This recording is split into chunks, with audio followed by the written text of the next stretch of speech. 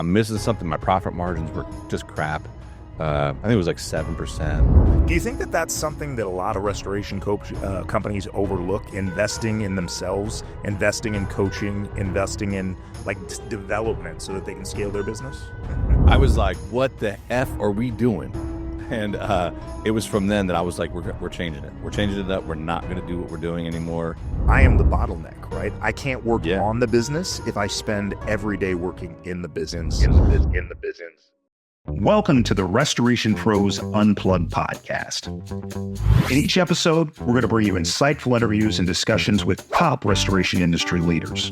We're also going to delve into their business, the strategies that made them successful, and most importantly, the valuable lessons they've learned along the way. I'm your host, Clinton James. I'm also the Chief Marketing Officer at Water Restoration Marketing. We're a digital marketing agency dedicated to helping restoration companies nationwide secure more high-value water jobs.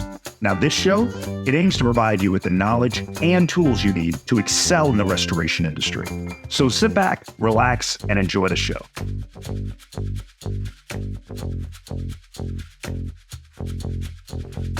And welcome, everybody, to the Restoration Pros Unplugged podcast. I'm your host, Clinton James from Water Restoration Marketing. I talk to a lot of great guests, but the gentleman that I'm going to bring on today, I actually had the pleasure of meeting in person at an event in Clearwater, Florida last year. Really great story about how he got into restoration and some exciting new plans that he has for growth. So I'd like to introduce the audience to John Gabriele. John, say hello to the audience. Hey, how's it going, man? Thanks for having me.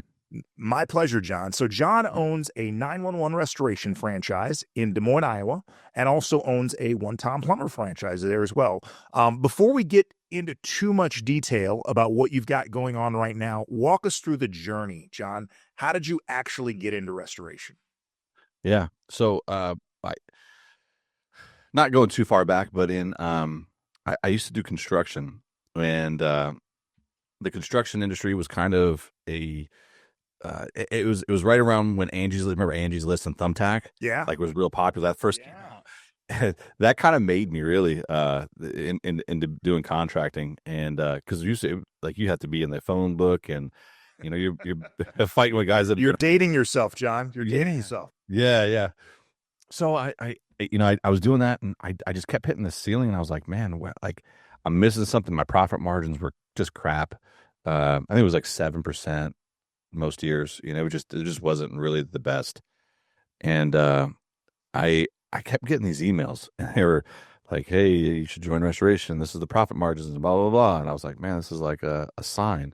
So what year was that, John? That was 2019, early 2019 is when we started getting those emails. 2019, at the time, my brother Justin, he was working as my project manager, and he's like, well, there's probably something to it. So I was like, you know what? Here, I'll send you the email. You look into it, and he looked into it, and he's like, man, you can actually see it on the wall right here. That's the business plan right there. So you can't see it really; it just looks like a white piece of paper. But he on a little notebook piece of paper, he came back to me. He's like, dude, this is this is really good. Like, you can make $3,000 a job, profit. And I'm like, oh, that doesn't sound right. Let me look more into this. I called them, and man, they walked me through it. I did this discovery day, and I really seen the potential in restoration. So I was like, you know what? This will help us get more construction jobs. Man, that's a no-brainer. Let's try that. And then our first year in business, we did about $700,000. Okay. So that was in 2020. That was right during COVID, man. That was terrible. I didn't think I was like, man, this is the worst time for everything to happen. Well, in retrospect, John, do you feel like having emergency water damage and restoration services allowed you to stay afloat? Because I know a lot of general contractors, and they weren't doing bathroom remodels and kitchen remodels during COVID. I don't think that if I didn't make that move when I made that move, I do not think that I'd be here talking to you today. It was just perfect timing. Like, everything happened for a reason. It was just like, boom. So, yeah. So we did that, and we stopped really doing the remodeling construction stuff, and really focused heavy on insurance and pushing our way into that game. And we got all the way up to like $2.8 million a year. Very nice. without adding any content or anything crazy like that. We got it up there pretty quick. Like within, we hired some coaches, and we did that. I think in the second year, Okay. we got up to a little over 1.3 or 4 million with our coaches, and then just kept going and going and going and going. Do you think that that's something that a lot of restoration companies overlook, investing in themselves, investing in coaching, investing in like development so that they can scale their business? Yeah, I do. I honestly believe that if I hadn't done that, I wouldn't be where I'm at today. Uh, the company we hired, I don't know if I'm allowed to name drop. Absolutely. Drops. Yeah, yes. Floodlight Consulting, man, they were great. Chris. So Chris has been a Chris and guest on the Brown, podcast before. We love him and Brandon. yeah, man, their team really helped. We were actually one of their first clients. I think we were their first client, and man, we worked with them, and they moved the needle pretty quick too. And it was like all the things that you would never think of that I was missing, that I wasn't doing, that I was like, man, I didn't realize that really moves the needle that much. So they really helped us, and we got to 2.8 million with them fast. And it was like they helped us grow our business, and they also helped me as like a business owner too. And that, I think, was the biggest thing. Was, it's hard to find a coach that will coach you in business, but also coach you as a person. Because if you're not, if you're not finding somebody like a mentor or something, somebody that's going to help you grow with the business, you just get stagnant and pull the business back down anyway. So that really helped us. So yeah. Go ahead, John. Didn't mean to cut you off there. No, yeah. So we did that for, forever. And they like I said, we got to 2.8 million, and then they just got so big, and so, they had so many clients that now they have tons of coaches. Not just them, they're like a whole brand now. So that's awesome. Yeah. For the audience that isn't familiar with you, maybe not even familiar with 911 Restoration as a franchise, can you give us a rundown of the restoration services that you currently offer? Because it sounds like you do water mitigation. Obviously, because of your construction background, it sounds like you're doing the rebuild work as well. Walk us through all the other core services that you guys offer. Yeah, so we were actually doing all of the things, right? So water, fire, mold, trauma, literally everything, every certification we have it, except for carpet cleaning, and we didn't have carpet cleaning certification. We didn't have a contents clean certification. So those two things we didn't dibble and dabble in. Odor, stuff like that we did. However, we got into later 2023, heard another podcast about some plumbing stuff, and I went and visited a restoration company. That's a big thing too. Like, a lot of these companies, I didn't know this. Like, I encourage people, if you don't do this, definitely try to do this.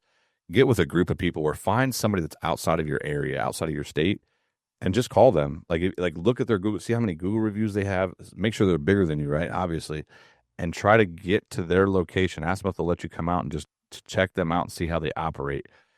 And you'd be surprised how many people will say, yeah. Sure. But it really moved the needle. We went out and visited Icon Property Rescue out in Cincinnati. And man, like they changed the whole everything, the way I thought about restoration completely. And not that my coaches weren't doing anything right, they weren't doing the right thing, just it was a different thing, So I went out there, and I seen the way they were doing things, and my brain was always wired to just take everything, all the construction. I want all the construction, all the money, because of dollars, right? Sure. They taught us out there that, the only dollar amount that matters is the dollar amount at the bottom. And that's never the dollar amount that anybody looks at, is the dollar amount at the bottom. And I he happened to own he owned that, but he also owned a franchise called One Time Plumber. And that's how we got. So then we got into plumbing too. And man, that's been crazy for us. But the biggest thing is, like, what I was trying to get at was my construction portion of the business.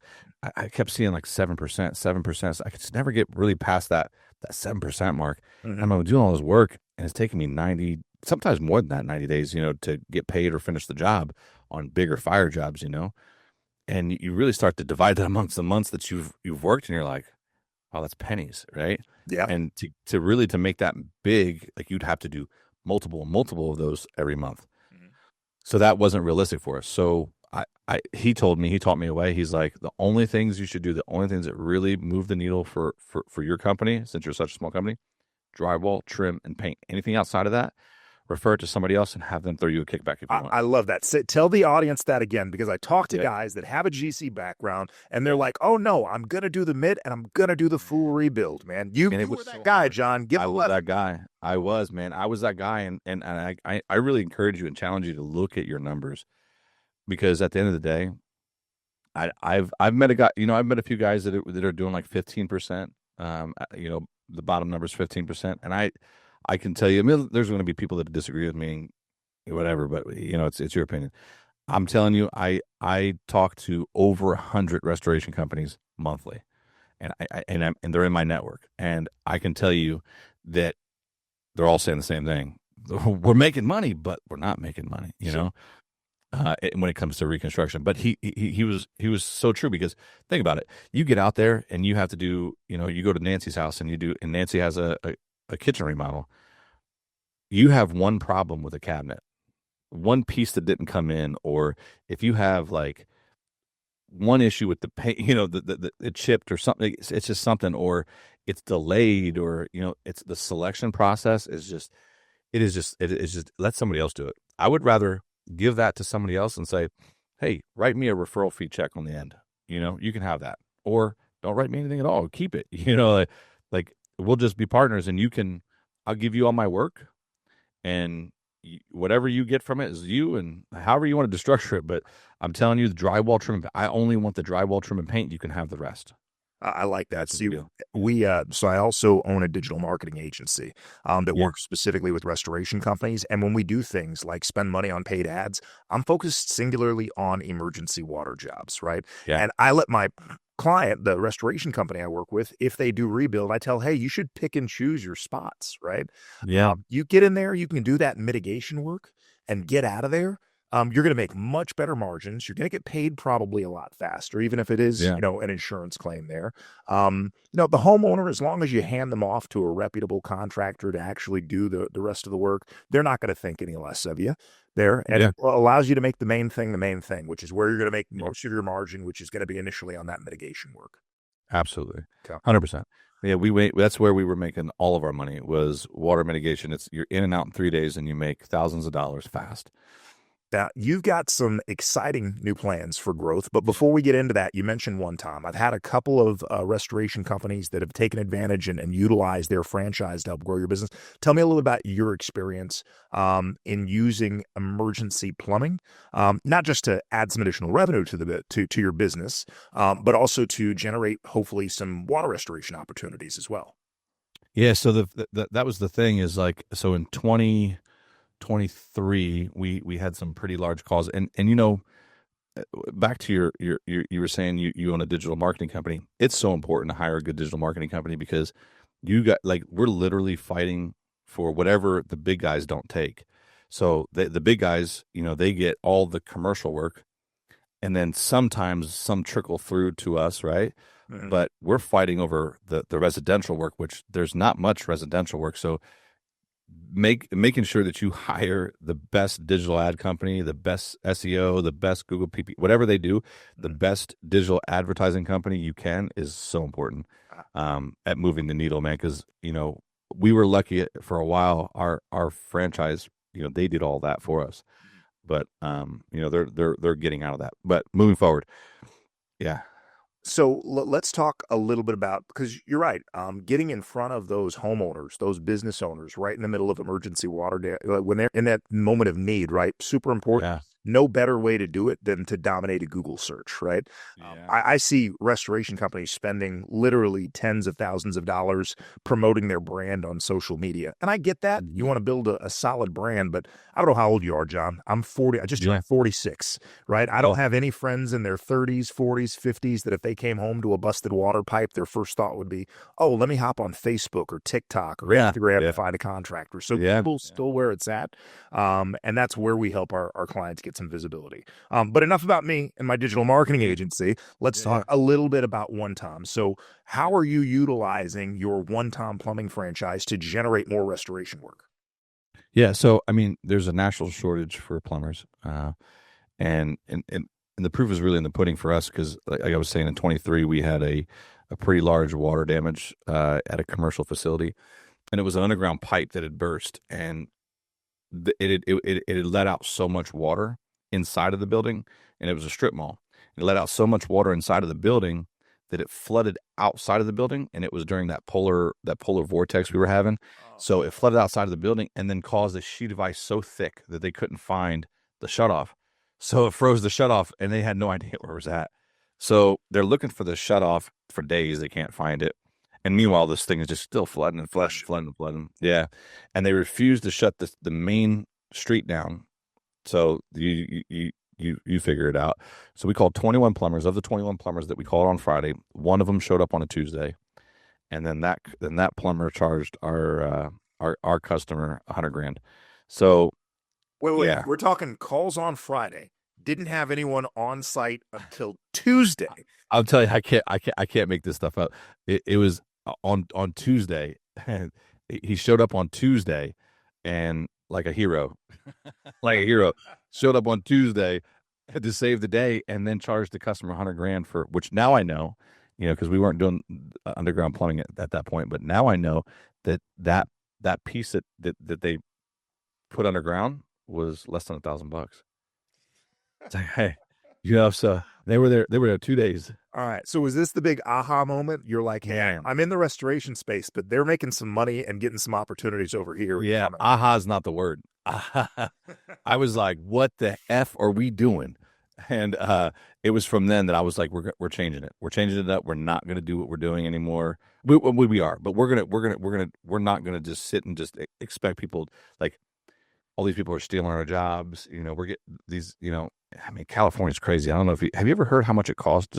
Have you ever heard how much it costs a referral, a restoration company for a referral from a plumber in Cali? Are you kidding me? You know where I live? I'm originally from San Antonio, Texas, but I live in Berkeley, California. I've got clients up and down the West Coast that are paying, get this, anywhere from $1,500 to $2,500 for referrals and plumber referrals. Dude, insane. And those plumbers want their money first. They don't care about they don't care on getting the work done or getting paid from the insurance company. Listen to this. I've heard guys go in, pay the money, go in. The customer's like, "Oh, I didn't call you." It wasn't even a referral. Oh man. I'm like, I would never pay that guy. I would never call him again. I would be so mad. But yeah, so the people are really paying that, and it's not just Cali; it's other places too. But I mean, I know that it's Cali. So, but yeah. So I was like, I'm not doing that. I'm not going to be that guy. So how else to do it? Because most people, when they have a burst pipe, they call the plumber first. Sure. So they don't call their insurance; they call the plumber. The plumber gets out there, and the plumber's like, "Oh, got it fixed. You got to call somebody for this water, though, right?" So we're that first person. Like that. How long have you owned the One Tom Plumbing franchise? So we started in June of 2024. Okay. And literally no experience. I mean, I didn't so much as let my guys pull and reset a toilet. Zero experience. All right. Yeah. Zero. And it was so crazy because I remember going into it. I'm like, there's not a chance that I'm doing this and I'm going to succeed. Oh my God, I'm so afraid. Oh, you shut down looking at me. Yeah. Oh my God, I just spent all this money. Well, obviously, getting into the restoration space, big, you've been able to scale a very successful restoration company off your core services. 2 years ago, it looks like you added emergency plumbing and took advantage of the One Tom Plumber franchise. But now you've got some even more exciting news, and that's kind of what I want to talk a little bit more about today. You're going to be adding a second location, right? Yeah. Same state, still in Iowa. Where are you going to open up that new location? Yeah, Cedar Rapids, Iowa. It's about 2 hours away from me. Now, there's a lot of people, a lot of restoration companies that are looking to take over and kind of dominate their state. But a lot of them will say 2 hours away, why do I need a separate location for 2 hours away? I can just hire another technician that lives a little closer there and let him keep the van at the house and let him keep some equipment out there. Yeah, so for us, it was actually the way we did it was a little bit different than most people. So Okay. I actually had the ability to partner with a really good guy, a friend of mine that lives in Cedar Rapids and currently owns another 911 restoration in that location. So it ended up actually just being perfect. And I'm connected with a lot of people all across the United States. So there's a lot of other 911 restoration franchisees that I talk to that currently want to still, they want me to come in and do the same thing with them too. It really, honestly, I don't think that this situation would have worked out for me if I didn't have another friend in that location. Like, 'cause, we plan on going to Indiana next, and all these other different places. And those scenarios don't work if I don't know somebody there, because it's like, you can go 30 minutes or to do a satellite location, because we did that. We have one in Ames, and so on and so forth, for Google, but it doesn't work any further than that, unless you have somebody there that you trust. Yeah. So at least not for me. I know that there's people that do it, but the success rate isn't very high. So Cedar Rapids is the next stop on the John Gabriele tour in terms of expansion, but it's not the last stop. So let's talk to the audience a little bit about what goes through your head when you're evaluating a new city or a new service area in which you want to open another location. Yeah, so I'm not really concerned about population, because I have a friend that owns a branch, and he is in Missouri, and I want to say his population's about 100,000 or less in his area. And he's doing like 80 grand a month, or so, yeah, 80 grand a month, which isn't like a lot, right? It's But almost $1 million business. Nothing wrong with that at yeah, all. yeah, yeah. I mean, if your money's right, you're doing right. If you're don't have a bunch of overhead. But we also figured out a way to do these where it costs less. So when we first started, it was about a $500,000 investment. Mhm. We did our first one for about three something, Okay. and then now this one's actually going to be even half of that. So we found a way to dumb the cost down and get it to a point where it still is everything that we have here, Okay. but just a lot less expensive. Love, So love to hear about that growth. What yeah, else is on the horizon for you outside of expanding your restoration and emergency plumbing yeah. and empire here, John? I do have one more thing that's in the works. I'm not going to drop it yet, but You'll come it's back on the it's pod. good. Yeah, yeah, yeah. So it's something that does get us into more commercial facilities. Uh, it's another business that we're bringing in under our umbrella, and that it's going to add more value to the rest of the businesses. So the goal is more commercial work. Honestly, at the end of the day, the residential work is good, it's fun, but the commercial work pays the most. And I say the commercial work pays the most, but the residential work cash flows you. Yeah. Well, it's like that in plumbing too. So plumbing, and the reason why we got into plumbing was because plumbing it cash flows so well. I do a job today, I get paid today. Yeah. You know, so if I did a $30,000 sewer today, I got paid $30,000 a day. Now, if that was insurance, I did a $30,000 job, I got paid in 30, 45, 60 days. 90. Yeah, it depends on what carrier you're talking about, but it might be 90. So I was just like, yeah, it's probably not. I'm probably not going to go that route. John, I really appreciate you sharing with the audience your journey, how much Yeah. you valued mentorship and coaching as you've scaled up your business. For that restorer that's sitting in the car listening to this, or that project manager that's watching this on YouTube that's thinking about starting their own restoration business, give them Mhm. one or two like really good pieces of advice that they should use. I don't care what stage they're at in their growth, what they should use to kind of improve and scale their restoration business. I'm going to give you three, Okay, let's do it. because these three are so important. They really are. You have to have a coach. If you haven't been, if you have less than 10 years in this business, you have to have a coach. Number one. Number two, you have to have a good advertising, a good marketing company. You have to have a good ad company. That those two are like top two, and one. I mean, I don't know. It depends on when you're talking about it. One might be better than the other, but those are top two for sure. And the number 3, and this is where really people fail themselves in their businesses that I see, you have to have a salesman. Salesman or saleswoman, doesn't matter, but you have to have a salesperson. Because you cannot grow your business and be the person that does the sales and you can. You obviously, you're the owner. You want to do the bigger jobs. You want to, if you get a big, commercial client, obviously you want to be the one that's going out to that, right? But you want somebody that's going to be able to physically make that their job every single day, all day. That's the only thing that's going to really move the needle. And that's what's moved the needle for us, is consistently having somebody out there every single day, because they're not going to call you until they need you. And if they don't know you, where are they going to go first? Internet. So it's definitely funny you bring that up, John, because I'm realizing that in my digital marketing agency, is that I am the bottleneck, right? I can't work on the business if I spend every day working in the business. So you found a salesperson to kind of delegate and elevate yourself out of that role, and it's paid dividends for you in terms of your growth. So yeah. And another thing is, when we first implemented it was hard, man. Training. Oh, there's another, I'll give you 4. Training by far. You have to train your guys every day. It has to be something training every single day. Because if you don't, those guys, you have to. It's just so important. You have to invest in your team. I love that. And that's something we do every single day. We invest in our team every single day. You got companies like Service Master and Serpa. How do you think they got so big, man?